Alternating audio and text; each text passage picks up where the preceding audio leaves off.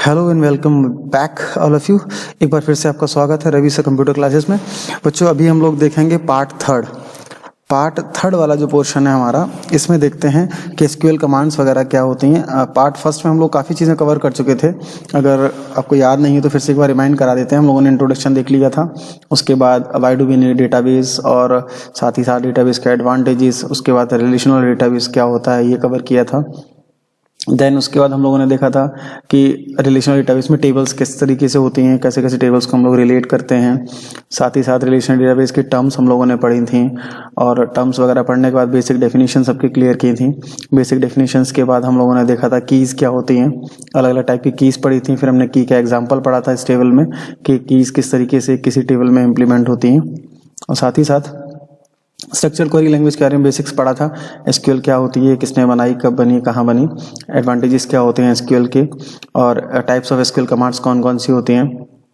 साथ ही साथ हम लोगों ने डीडीएल कमांड्स पढ़ी थी, डीएमएल कमांड्स पढ़ी थी, और डेटा टाइप्स पढ़े थे। उसके बाद माई पढ़ा था, माई में और एसक्यूएल में डिफरेंस देखा था हम लोगों ने। उसके बाद एसक्यूएल के फीचर्स देखे थे, क्या क्या एसक्यूएल के फीचर्स हैं, किस वजह से बहुत ज़्यादा पॉपुलर है। और साथ ही साथ हमने डेटा टाइप्स पढ़े थे, कितने कितने प्रकार के होते हैं, न्यूमेरिक डेटा टाइप कौन से होते हैं, डेट टाइप क्या होता है, टाइम टाइप क्या होता है। ये सब पढ़ने के बाद हमारा यहाँ से स्टार्ट होना था डेटाबेस की कमांड्स। ठीक है, तो कमांड्स के लिए हम आपको ले चलते हैं दूसरी स्लाइड पे, और हमारे पास एक पीडीएफ अवेलेबल है। उस पीडीएफ से हम लोग देखते हैं कौन कौन सी कमांड्स होती हैं और क्या कमांड्स का रोल है, क्या है। ठीक है, तो उस पीडीएफ पे चलते हैं और फिर समझते हैं कि कमांड्स क्या क्या होती हैं। ठीक है, तो इसके लिए फिलहाल हम इसको करते हैं मिनिमाइज, देन देखते हैं हमारे कमांड्स की पीडीएफ। तो सबसे पहले पहली कमांड है, बेसिक कमांड है एसक्यूएल की, वो होती है क्रिएटिंग डेटाबेस। कोई भी डेटाबेस हमें किस तरीके से क्रिएट करना है। ठीक, तो उसमें हम लोग समझते हैं डेटाबेस क्रिएट करने के लिए माइस्क्यूएल प्रॉम्प्ट पे जाके आपको सिर्फ क्रिएट डेटाबेस लिखना पड़ता है। आप लिखेंगे क्रिएट डेटाबेस और डेटाबेस का नाम। अगर इसको प्रैक्टिकली देखना चाहें तो मैं आपको दिखा देता हूँ। अगर आपके सिस्टम में माइस्क्यूएल इंस्टॉल है तो आप सिंपली स्टार्ट पे क्लिक करेंगे और यहाँ पे माइस्क्यूएल सर्च कर लेंगे जहाँ भी आपको मिलेगा। अगर नहीं शो हो रहा है तो आप सिंपली यहाँ टाइप कर लीजिए, ऐसे लिख लीजिए MySQL। तो ब्लैक कलर का इसका आइकन आता है ये, इस ब्लैक वाले आइकन पे आप क्लिक करेंगे तो यहाँ से आपसे पासवर्ड पूछेगा।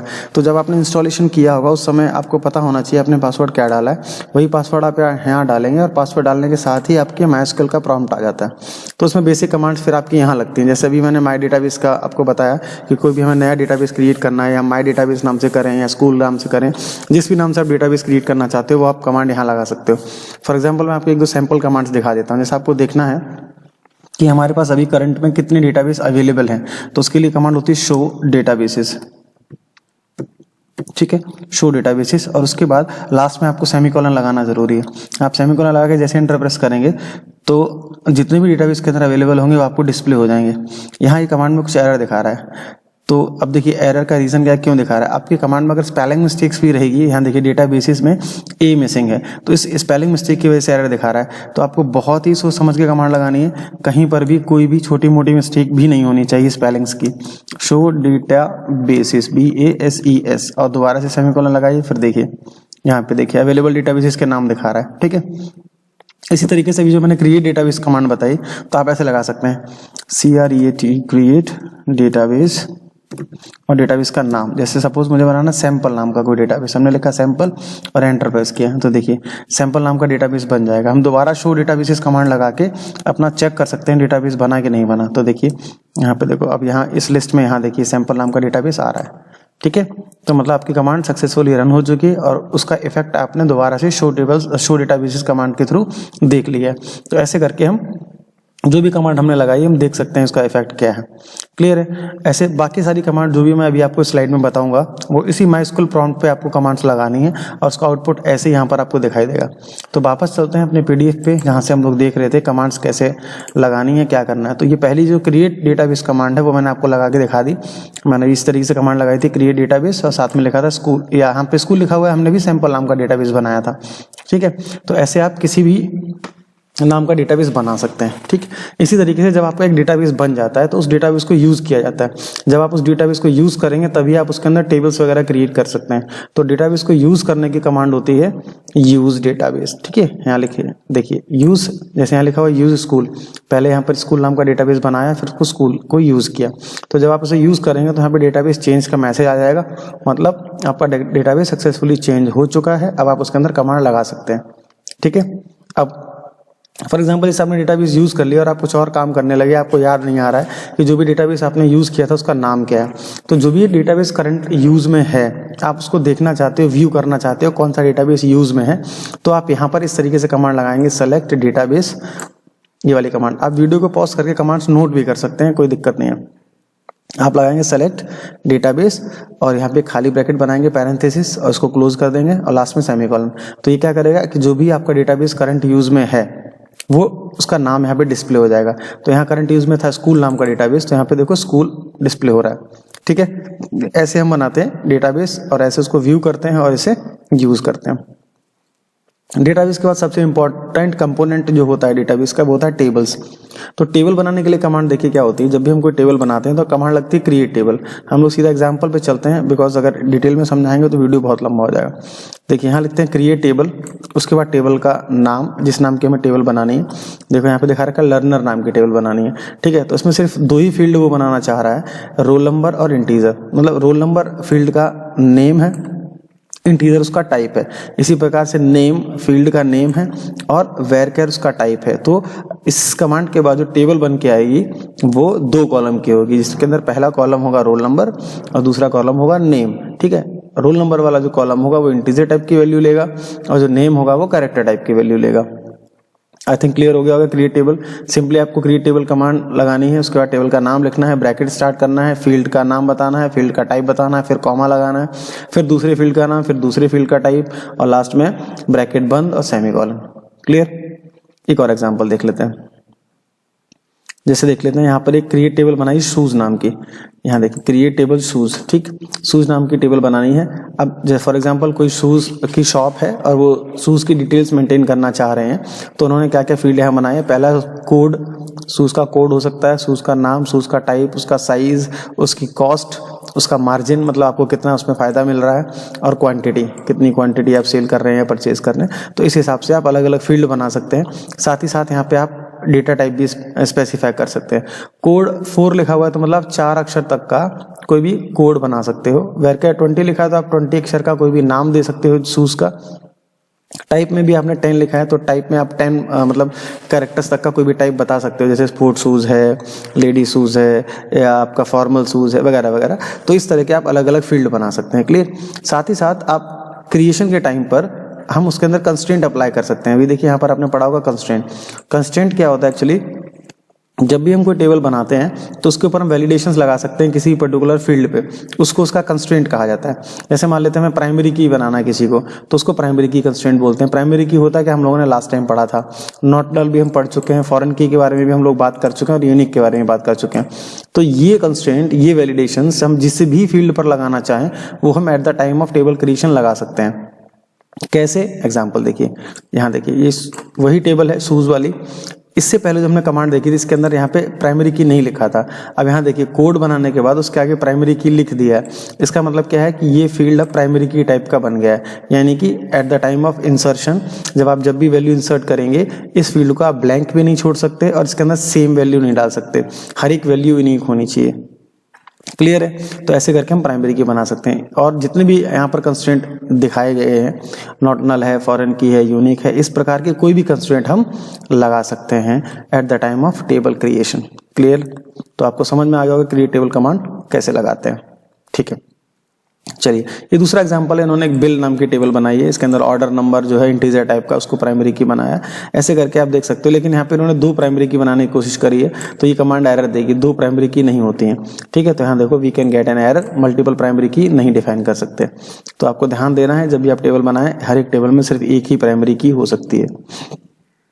ठीक है, चलिए आगे देखते हैं। और जैसे आपने एक टेबल बना ली है तो टेबल बनने के बाद उसका स्ट्रक्चर कैसा बना है, उस टेबल के अंदर क्या क्या फील्ड बने हैं ये देखने के लिए डिस्क्राइब कमांड होती है, DESC, ये आगे आएगी, फिर भी आप एक बार यहाँ देख लीजिए, DESC कमांड और आगे टेबल का नाम। तो जैसे ही आप DESC कमांड लगाएंगे और आगे टेबल का नाम लिखेंगे तो उस टेबल में जो जो फील्ड हैं जिस जिस टाइप के हैं पूरी चीज़ आपको डिस्प्ले हो जाएगी। यहाँ देखिए फील्ड्स का नाम आ रहा है, यहाँ उनका टाइप आ रहा है, और ये किस किस को प्राइमरी की क्या बनाया है, तो ये सब आपको यहाँ पे डिस्प्ले होके आता है। ठीक है, तो ऐसे करके आप टेबल बना सकते हैं। क्रिएट टेबल अभी हम लोग पढ़ ही चुके हैं। अगला देखते हैं व्यूइंग स्ट्रक्चर। इसी की बात मैं कर रहा था कि आगे कमांड आएगी प्रॉपर। तो ये है कि आपने जो टेबल बना लिए हैं और आपको देखना है कि डेटाबेस में कितनी टेबल हैं, तो उसके लिए शो टेबल्स कमांड लगती है। तो आपने डेटाबेस में जितनी भी टेबल बनाई होंगी उनकी लिस्ट आ जाएगी। तो यहाँ भी सिर्फ हम लोगों ने एक ही टेबल बनाई है लर्नर, तो यहाँ वही शो हो रही है। और जो टेबल बनी है लर्नर, इसका अगर आपको स्ट्रक्चर देखना है तो उसके लिए डिस्क्राइब कमांड होती है। डिस्क्राइब आप पूरा भी लिख सकते हो, शॉर्ट में भी लिख सकते हो। आपने लिखा DESC और टेबल का नाम, तो इससे क्या होगा, टेबल का पूरा स्ट्रक्चर डिस्प्ले हो जाएगा कि कितने कॉलम हैं, किस टाइप के हैं, कौन कौन से पे नल अलाउड है, किस में अलाउड नहीं है, वगैरह वगैरह। तो ये पूरा स्ट्रक्चर आपको यहाँ पर डिस्प्ले हो जाएगा कि किस किस तरह के फील्ड हैं। क्लियर है? चलिए, अगर आप इसी स्ट्रक्चर को मॉडिफाई करना चाहते हो, ठीक है, मतलब आप चाहते हो कोई नया फील्ड ऐड करना, या फील्ड जो ऑलरेडी एडेड है उनमें किसी का साइज बढ़ाना या छोटा करना, या किसी कॉलम को हटाना है, तो इसके लिए मॉडिफाई कमांड लगती है। और मॉडिफाइंग स्ट्रक्चर के लिए जो कमांड होती है वो ऑल्टर कमांड लगती है।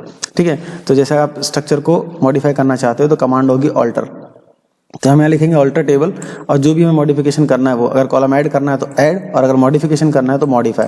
समझते हैं कैसे। जैसे मान लेते हैं यहाँ लिखा हुआ है alter table student add games. इन्होंने क्या किया, स्टूडेंट टेबल में एक नया कॉलम ऐड किया है गेम्स नाम का, जो कि कैरेक्टर टाइप का होगा। ठीक है, तो alter table student add games से क्या होगा, गेम्स नाम का नया कॉलम ऐड हो जाएगा। देख लीजिए यहाँ पे ऐसे ऐड हो गया। आप दोबारा डिस्क्राइब करके देखेंगे तो आपको दिखेगा कि नया फील्ड ऐड हो गया होगा गेम्स नाम का। ठीक है, इसी प्रकार से अगर आप कुछ मॉडिफाई करना चाहते हैं, जैसे आप चाहते हैं गेम्स वाले को कैरेक्टर की जगह इंटीजर होना चाहिए था, ये कैरेक्टर गलती से हो गया, तो अगर आप उसको इंटीजर करना चाहते हो तो उसके लिए फिर आप मॉडिफाई कमांड लगाएंगे। यहाँ देखिए मॉडिफाई कमांड क्या करती है, alter table student modify games. इससे क्या होगा, जो गेम्स वाला फील्ड था जिस भी टाइप का रहा होगा अब वो इंटीजर टाइप का हो जाएगा। क्लियर है? चलिए, इसी तरीके से अगर आपको ये गेम्स वाला टेबल मतलब कॉलम हटाना है टेबल में से, तो आप ऑल्टर टेबल ड्रॉप लगाएंगे। ड्रॉप कमांड से क्या होता है, एग्जिस्टिंग फील्ड जो भी हैं आप उस एग्जिस्टिंग फील्ड को हटा सकते हैं। तो ऑल्टर टेबल स्टूडेंट और आपने ड्रॉप कमांड लगाई, तो ड्रॉप कमांड से गेम्स वाला फील्ड हट जाएगा। अब देखिए दोबारा जब डिस्क्राइब स्ट्रक्चर करेंगे तो यहाँ पे वो फील्ड प्रेजेंट नहीं है। समझ गए होंगे आप? कोई दिक्कत परेशानी है तो आप क्लास के दौरान पूछ सकते हैं। ठीक है, अगला होता है ऐड मॉडिफाई रिमूव कंस्ट्रेंट। मतलब जो टेबल पे ऑलरेडी प्रेजेंट फील्ड है उनमें किसी पर कंस्ट्रेंट लगाना, या कंस्ट्रेंट को हटाना, या कंस्ट्रेंट को मॉडिफाई करना। ठीक, तो वो भी सिंपल वैसे ही लगता है ऑल्टर टेबल कमांड से। जैसे मान लेते हैं हमें शूज वाली टेबल में एक प्राइमरी की ऐड करनी है, और जिसको प्राइमरी की बनाना उस फील्ड का नाम है कोड। ठीक है, तो आप इस तरीके से कमांड लगाएंगे, alter table shoes add primary key, और ब्रैकेट में वो फील्ड जिसको आप प्राइमरी की बनाना चाहते हैं। समझ में आ रहा होगा? ऑल्टर टेबल ऑल्टर टेबल का नाम जैसे शूज। ठीक है, तो alter table shoes add primary key, आप प्राइमरी की बनाना चाहते हैं, जिस फील्ड को बनाना चाहते हैं उस फील्ड का ब्रैकेट में नाम। समझ में आ गया होगा आपको? ठीक है, इसी तरीके से आप प्राइमरी की हटा भी सकते हैं ऑल्टर टेबल, और यहाँ पे ड्रॉप प्राइमरी की। इससे क्या होगा, प्राइमरी की जिस भी फील्ड पे लगी होगी वो हट जाएगी। ठीक, तो ऐसे करके आप प्राइमरी की फील्ड को रिमूव भी कर सकते हैं। अगला है प्राइमरी की वाले फील्ड का कुछ अगर आपको मॉडिफिकेशन करना है, या दो फील्ड पे आप प्राइमरी की लगाना चाहते हो, तो उसके लिए आप ऐसे कर सकते हैं। ठीक है, alter table shoes add primary key name comma size. ठीक है, तो नेम वाले पे और साइज वाले पे देखो यहाँ पे प्राइमरी की शो हो रहा है। ऐसे देखिए, यहाँ पे देखिए और इस पे देखिए प्राइमरी की। ठीक है, बट प्राइमरी की एक ही बनानी चाहिए, एक से ज्यादा प्राइमरी की बनती नहीं है और एरर देती है। ठीक है, तो ध्यान रखिएगा। चलिए आगे समझते हैं डिलीटिंग। अगर आपने पूरी टेबल का स्ट्रक्चर डिलीट करना है, हटाना है, तो उसके लिए क्या करना पड़ेगा। तो सिंपल करना क्या कुछ नहीं है, आपको सिर्फ ड्रॉप लिखना है और टेबल का नाम। तो ड्रॉप टेबल और टेबल का नाम, जैसे यहाँ पे लिखा ड्रॉप टेबल ऑर्डर्स, तो ऑर्डर्स नाम की पूरी टेबल डिलीट हो जाएगी। ठीक है, फिर वो टेबल आपके इसमें डेटाबेस में एग्जिस्ट नहीं करेगी। तो कोई टेबल अगर आपको हटानी है तो आप ड्रॉप टेबल करके उसे हटा सकते हो, लेकिन ये कमांड बहुत सोच समझ के लगाइएगा। टेबल बहुत मेहनत से बनती है, डेटा बहुत मेहनत से उसके अंदर स्टोर होता है। अगर टेबल आपकी यूज़ की नहीं है और तब आप उसे हटाना चाहते हो, तभी ये कमांड लगाइएगा। क्लियर? तो अब तक जितनी भी कमांड्स हम लोगों ने पढ़ी थी वो सब DDL टाइप की कमांड्स थी, डेटा डेफिनेशन लैंग्वेज। सारी कमांड्स DDL टाइप की थी। अब हम कुछ DML कमांड्स के एग्जांपल पढ़ते हैं। अभी मैंने आपको पिछली वाली स्लाइड में समझा दिया था कि DML और DDL में क्या फ़र्क होता है, फिर से एक बार याद दिला देते हैं। जो कमांड स्ट्रक्चर बनाने के काम में आती हैं, डेटा का स्ट्रक्चर जिससे बनता है, टेबल बनती है, डेटाबेस बनता है, टेबल ऑल्टर होती है, टेबल का कॉलम वॉलम ऑल्टर होते हैं, वो सब DDL के अंतर्गत आती हैं। और एक बार टेबल बन गई, फिर उसके अंदर डेटा इंसर्ट करना, डेटा सेलेक्ट करना, अपडेट करना, डेटा से रिलेटेड जो भी कमांड होती हैं वो DML के अंतर्गत आती हैं। तो एक एक करके हम समझते हैं DML कमांड्स क्या होती हैं। तो DML में सबसे पहली और बेसिक कमांड हम स्टार्ट करते हैं इंसर्ट कमांड। समझते हैं इंसर्ट कमांड। इंसर्ट कमांड एक बेसिक कमांड होती है जिसकी मदद से हम टेबल के अंदर वैल्यूज को इंसर्ट कराते हैं। इसको दो तरीके से यूज किया जाता है। देखिए इसका सिंटैक्स है, मैं आपको सीधा एग्जांपल पे ले चलता हूँ। देखिए यहाँ लिखा हुआ इंसर्ट इनटू स्टूडेंट, यहाँ फील्ड स्पेसिफाई किए हुए हैं, roll number, gender, L name मतलब लास्ट नेम, एफ नेम मतलब फर्स्ट। उसके बाद कीवर्ड यूज किया वैल्यूज, और वैल्यूज अलग अलग करके दे रखी हैं, 8 मतलब 8, एफ, शानो, दीपाक्षी, ऐसे करके अलग अलग चीजें दे रखी हैं। ठीक है, तो इंसर्ट इनटू कमांड ध्यान से समझिएगा। इंसर्ट लिखते हैं, इनटू और टेबल का नाम, उसके बाद यहाँ हम फील्ड लिस्ट देते हैं जिस भी फील्ड में हम वैल्यू इनपुट कराना चाहते हैं, और उसके बाद हम आगे वैल्यूज देते हैं जो जो वैल्यू हम इनपुट कराना चाहते हैं। बस आपको ध्यान ये रखना है कि जो ऑर्डर आपने यहाँ स्पेसिफाई किया है आपको उसी ऑर्डर में यहाँ वैल्यू देनी है।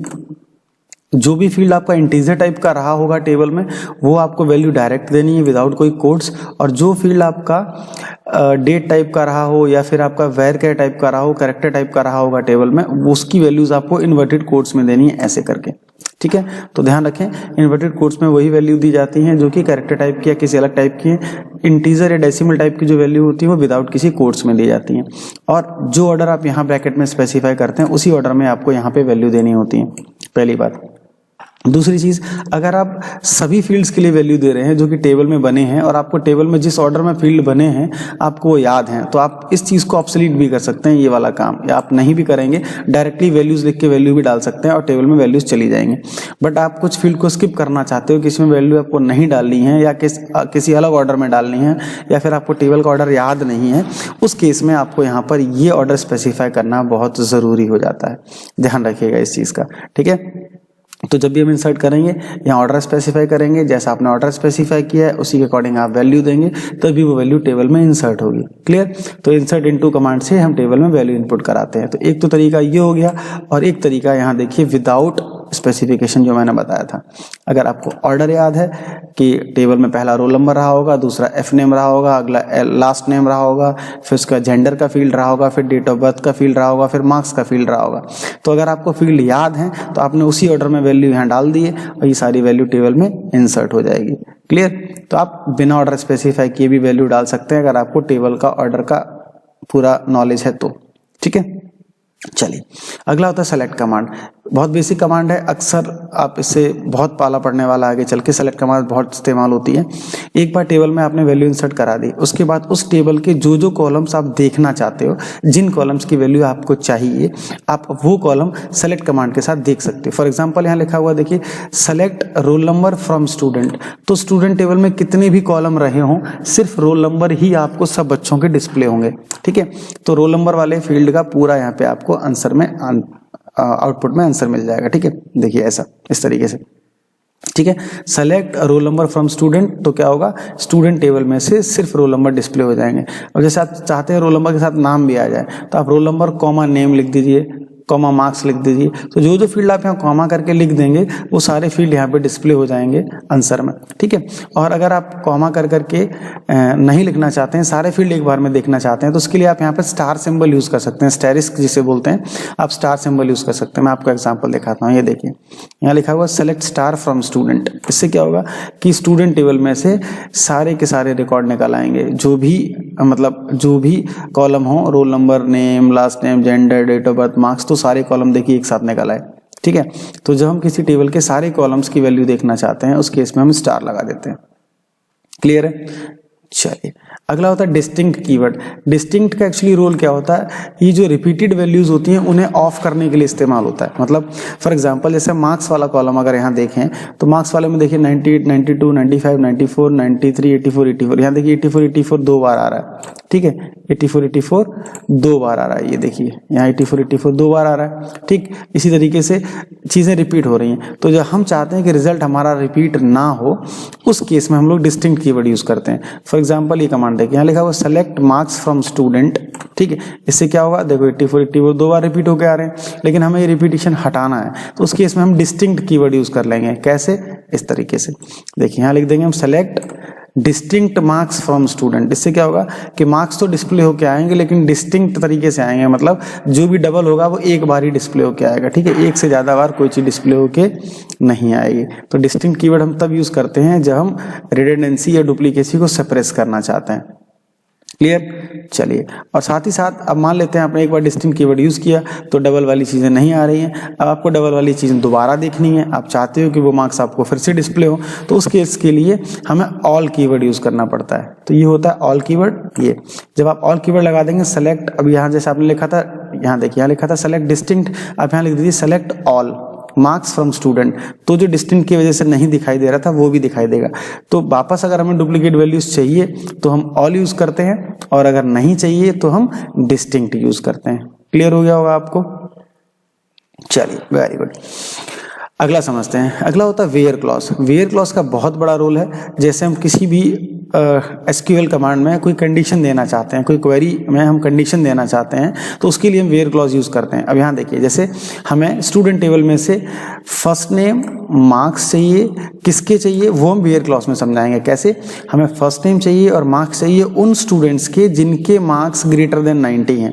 तो वेयर क्लॉज देखिए, यहाँ पे वेयर का इस्तेमाल हुआ कंडीशन देने के लिए। तो हमने क्या किया है कि पूरी टेबल में कंडीशन लगा दी कि मुझे सब रिकॉर्ड नहीं चाहिए, मुझे सिर्फ वही रिकॉर्ड चाहिए जिनके मार्क्स 90 से ऊपर हैं। तो उसके लिए यहाँ पर वेयर क्लॉज इस्तेमाल होगा। तो select f name comma marks from student where marks is greater than 90। तो ऐसा क्या होगा कि सिर्फ वही रिकॉर्ड आएंगे जिनके नंबर 90 से ज्यादा हैं। क्लियर। इसी प्रकार से हम किसी क्वेरी में, जैसे यहाँ पर हमने ग्रेटर देन इस्तेमाल किया, ठीक है, तो ग्रेटर देन हमारा एक रिलेशनल ऑपरेटर होता है। तो ऐसा ही नहीं कि खाली ग्रेटर देन, हम बहुत सारे अलग अलग ऑपरेटर्स भी इस्तेमाल कर सकते हैं। जैसे कि अर्थमेटिक ऑपरेटर में plus, minus, multiply, divide, modulus, ये सारी चीज़ें हम इस्तेमाल कर सकते हैं। जैसे कि देखिए सिंपल क्वेरी दे रखी, सेलेक्ट 7 into 10, तो आप डायरेक्टली 7 into 10 करके आंसर प्रिंट करा सकते हैं। देखिए यहाँ लिखा है 7 into 10, सीधा 70 आंसर आ गया। आपने सीधा लिख दिया सेलेक्ट 788 into 9 - 40, सीधा आंसर आ गया। तो हम अर्थमेटिक ऑपरेटर भी यूज कर सकते हैं क्वेरी में डायरेक्टली, और साथ ही साथ किसी टेबल पर भी हम इन्हें यूज करके ऑपरेशन परफॉर्म करा सकते हैं।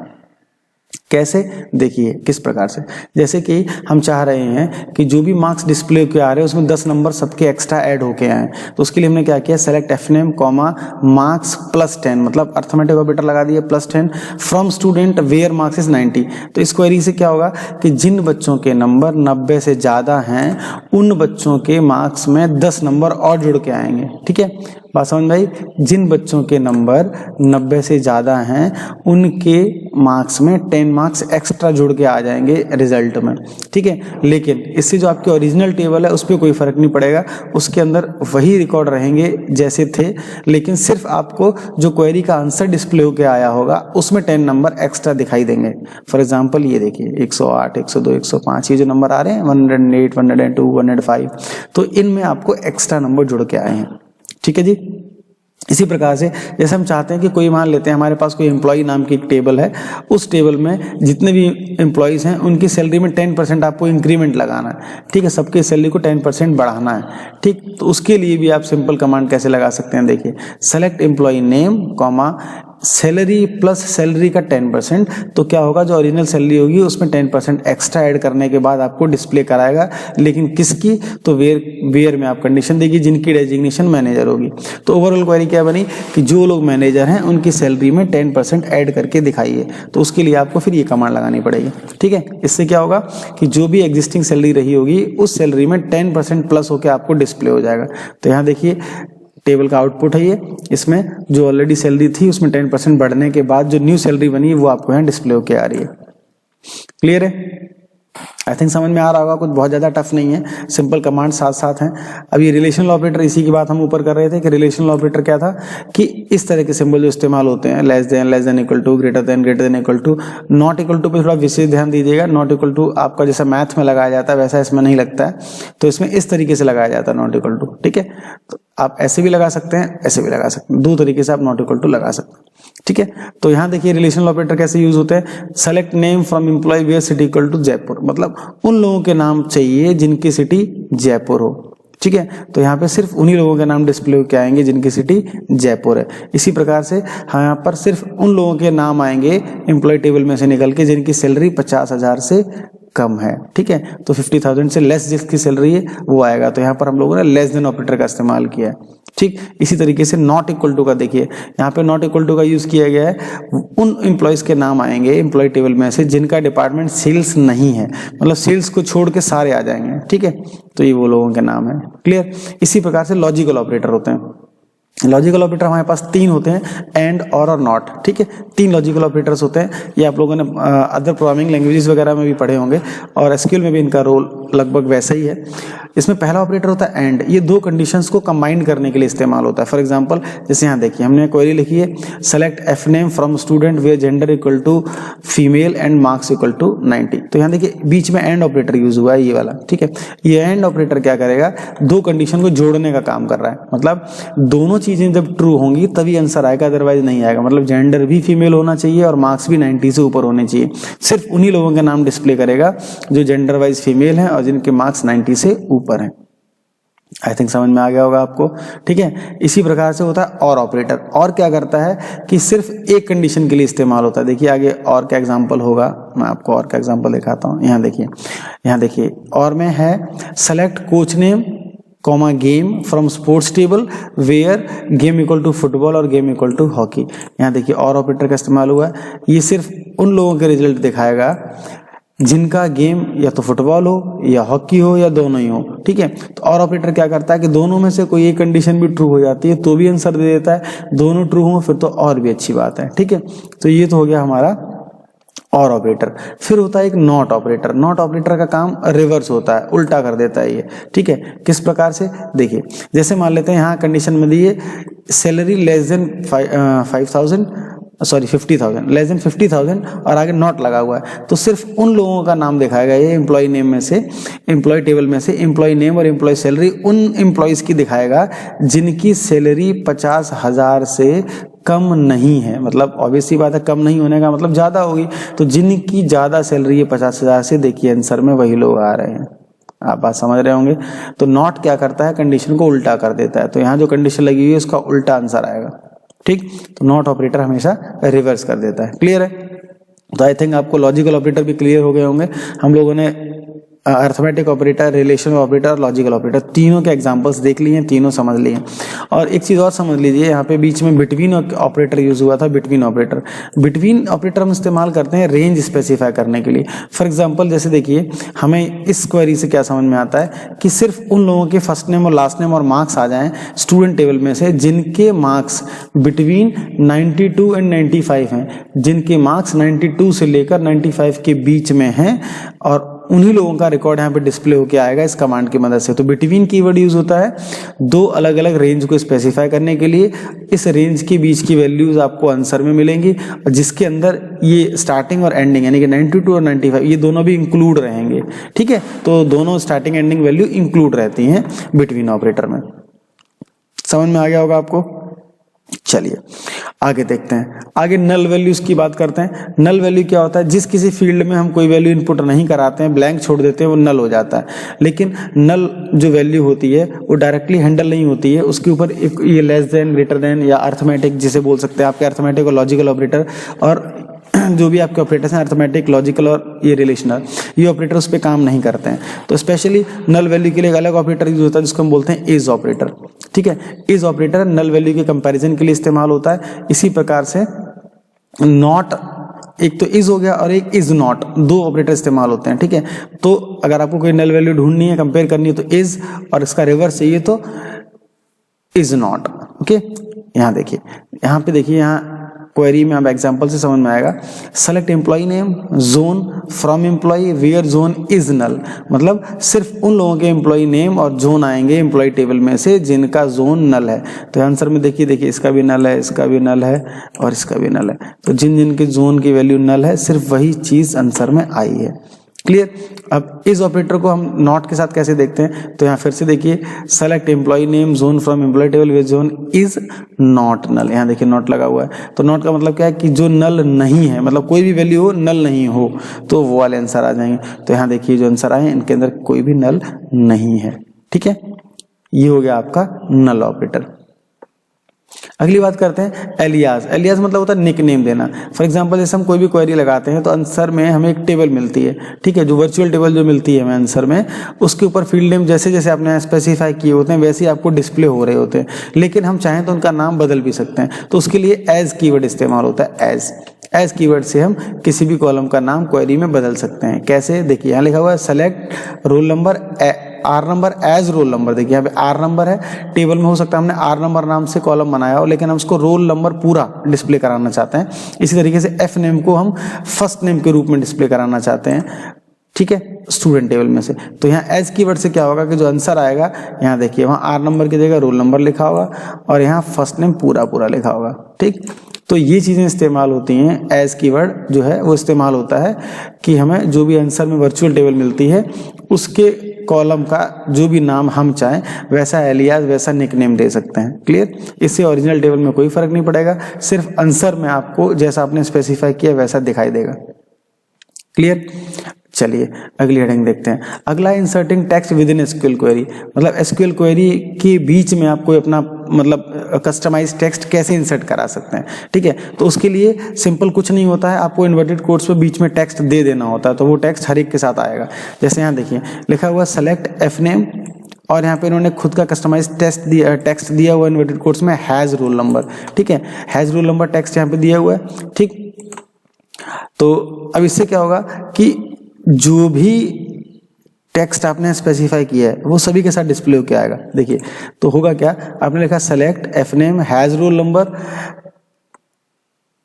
As roll number from student, तो आर नंबर वाला जो फील्ड है उसकी जगह तो लिख के आएगा रोल नंबर, और ये चीज हर एक के साथ लिख के आएगी। एग्जांपल में देखिए एफ नेम आ रहा है, हैज रोल नंबर सबके साथ आएगा और रोल नंबर आर नंबर की जगह रोल नंबर प्रॉपर लिख के आएगा, ठीक। तो ये देख लीजिए, इस हिसाब से आप कोई भी वैल्यू दे सकते हैं।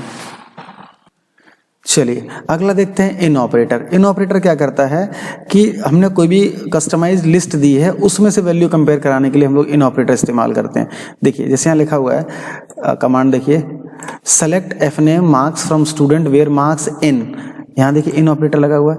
इस इन का मतलब क्या हो गया, ये सिर्फ उन्हीं लोगों का रिजल्ट दिखाएगा, उन्हीं लोगों के फर्स्ट नेम मार्क्स दिखाएगा स्टूडेंट टेबल में से जो जिनके मार्क्स 88, 92 और 95 में से होंगे, ठीक है। तो सिर्फ वही लोग आएंगे जिनके नंबर 88 हों या 92 हों या 95 हों। तो इस इन ऑपरेटर का काम क्या हुआ कि जो हमने कस्टमाइज लिस्ट दी है इनमें से चेक करना, ठीक। तो इसका जो आंसर आएगा वो इस प्रकार से आएगा, ठीक है। तो इन ऑपरेटर क्या करता है कि जो हमने कस्टमाइज लिस्ट दी है उनमें से एग्जिस्टेंस चेक करता है, इसलिए हम इन ऑपरेटर लगाते हैं। अब जैसे यहाँ पर एक और क्वेरी लिखी हुई है, देख लीजिए, ये भी समझ लेते हैं। यहाँ क्वेरी लिखी हुई है select F name comma marks from student, यानी कि फर्स्ट नेम मार्क्स और स्टूडेंट, मतलब स्टूडेंट टेबल में से निकल के आए फर्स्ट नेम और मार्क्स, किसके कंडीशन में लिखा वेयर मार्क्स 88 और मार्क्स 92 और मार्क्स 95, ठीक है। तो अगर आप जैसे तीन कंडीशन यहाँ दे रहे हैं, 88 दे रहे हैं, 92 दे रहे हैं और 95 दे रहे हैं, आपको 2 बार और लिखना पड़ रहा है, तो इसके बजाय आप डायरेक्टली इन लिख सकते हैं जैसा हमने पीछे देखा था, ठीक है। तो इन ऑपरेटर से हमारी टाइपिंग के एफर्ट्स थोड़े बच जाते हैं, ठीक है। बात समझ में आ रही होगी, क्लियर है, ठीक है। तो इन ऑपरेटर क्या होता है, हमें एक से ज्यादा वैल्यूज की कंपैरिजन के काम में आता है, ठीक। अगला समझते हैं। अगला है लाइक ऑपरेटर। लाइक ऑपरेटर क्या होता है, जब हम कोई स्ट्रिंग कंपैरिजन कराना चाहते हैं, स्ट्रिंग्स को मैच कराना चाहते हैं, कैरेक्टर को मैच कराना चाहते हैं, उस केस में हम लाइक कीवर्ड को यूज करते हैं। अब यहाँ देखिए जैसे यहाँ लिखा हुआ सेलेक्ट, अच्छा एक चीज और समझ लेते हैं। लाइक ऑपरेटर में 2 वाइल्ड कार्ड सिंबल इस्तेमाल होते हैं, एक इस्तेमाल होता है परसेंटेज और एक इस्तेमाल होता है अंडरस्कोर। यहाँ अंडरस्कोर सिंगल कैरेक्टर को रिप्रेजेंट करता है और परसेंटेज सबस्ट्रिंग को रिप्रेजेंट करता है। मतलब अब सबस्ट्रिंग और अंडरस्कोर क्या होता है अभी आपको समझाते हैं कैसे रिप्रेजेंट करता है। देखिए यहाँ लिखा हुआ select star from student where F name like A then percent. अब देखिए इन्वर्टेड कोट्स में लिखा हुआ A%, इसका मतलब क्या हुआ, A के बाद कोई भी सबस्ट्रिंग हो लेकिन उन्हीं लोगों के रिजल्ट, उन्हीं लोगों का रिकॉर्ड दिखाएगा जो A से शुरू हो रहे हो, ठीक है। बात समझ में आई। A से शुरू होने वाले पीछे कितने भी अक्षर का नाम हो इससे कोई फर्क नहीं पड़ता, उन्हीं लोगों के रिकॉर्ड आएंगे जो ए से शुरू हो रहे होंगे। क्लियर? यहीं पर देखिए दूसरा है select star from student where F name like percent के। अब देखिए के पीछे लगा हुआ है, परसेंट पहले लगा हुआ है, तो मतलब पहले कोई भी सबस्ट्रिंग हो बट लास्ट कैरेक्टर के होना चाहिए। तो अब वो उन लोगों के रिकॉर्ड आएंगे जिनका लास्ट कैरेक्टर के होगा। देखिए यहाँ देखिए अभिषेक आ रहा है, अभिषेक आ रहा है, ठीक है। तो उन लोगों के नेम डिस्प्ले हो क्या, उन लोगों का पूरा रिकॉर्ड डिस्प्ले हो क्या आएगा जिनके फर्स्ट नेम का लास्ट कैरेक्टर के है। ये तो हो गया परसेंटेज वाली बात। अब समझते हैं अंडरस्कोर की कहानी। अभी जैसा बताया कि अंडरस्कोर सिंगल कैरेक्टर को रिप्रेजेंट करता है, तो यहाँ देखिए यहाँ पे लगाया हुआ है 5 अंडरस्कोर सिंबल लगा रखे हैं। 5 क्या होगा, 5 अक्षर तक के जो भी नाम होंगे वो डिस्प्ले होके आ जाएंगे, मतलब जिनका भी नाम 5 अक्षर तक का है। तो देखिए दक्ष है, अक्षी है, इनके नाम 5 अक्षरों के हैं। इसी प्रकार से जैसे अगर आप कोई दूसरा कीवर्ड यूज करते हैं, देखिए सैंपल के तौर पे यहाँ दिखा रखा है, अगर आप यहाँ लगा देंगे 5 2 2 4 अंडरस्कोर लगे हुए हैं, तो एग्जैक्टली 4 अक्षर के जिनके नाम होंगे वही आएंगे। आपने एस लगाया, उसके बाद 4 लगा दिए, तो एस से शुरू होने वाले और अगले कोई 4 कैरेक्टर का जो नाम होगा ऐसे लोग डिस्प्ले होके हो जाएंगे। इसी बात यहाँ लगाया आपने एस, उसके बाद 3, उसके बाद परसेंटेज, ठीक है। तो इसका मतलब होगा एग्जैक्टली 4 कैरेक्टर तो कम से कम होना ही चाहिए एटलीस्ट, उसके बाद एस से शुरू होना चाहिए, बाद में कुछ भी हो। तो इस तरीके से जैसे अब आपने यहाँ एच लगाया हुआ है, तो 3 अक्षर का आगे कुछ भी नाम हो सकता है बट चौथा अक्षर उसका एच ही होना चाहिए। इस तरीके की कंडीशन देने के लिए हम लोग परसेंटेज और अंडरस्कोर सिंबल यूज करते हैं। क्लियर? आई थिंक समझ में आ गया होगा। अगला है order by command. Order by command क्या करती है कि जो भी हमारी लिस्टिंग आई है हम उसे किसी भी पर्टिकुलर ऑर्डर में सॉर्ट कर सकते हैं, मतलब आप उसे इंक्रीजिंग या डिक्रीजिंग ऑर्डर में सॉर्ट कर सकते हैं। तो वीडियो काफ़ी बड़ा हो रहा है, ऑर्डर बाय कमांड हम लोग अगले पार्ट में कवर करते हैं। यहाँ तक के लिए आज के लिए इतना ही। ऑर्डर बाय कमांड से जो थोड़ी बहुत कमांड्स बची हैं वो हम लोग अगले वीडियो में कवर करेंगे, ठीक है। तब तक अपना ख्याल रखिए, इससे पढ़ते रहिए, नोट्स बनाते रहिए। जिस भी कमांड में कोई दिक्कत आ रही है, जो भी कमांड नहीं चले आपकी MySQL पे, तो वो एक बार हमसे पूछ लीजिएगा क्लास के दौरान। कोई भी दिक्कत आती है तो हम लोग बाकी लाइव क्लासेस में डिस्कस कर लेंगे, ठीक है। तो आज के लिए यहाँ तक इतना ही रखते हैं।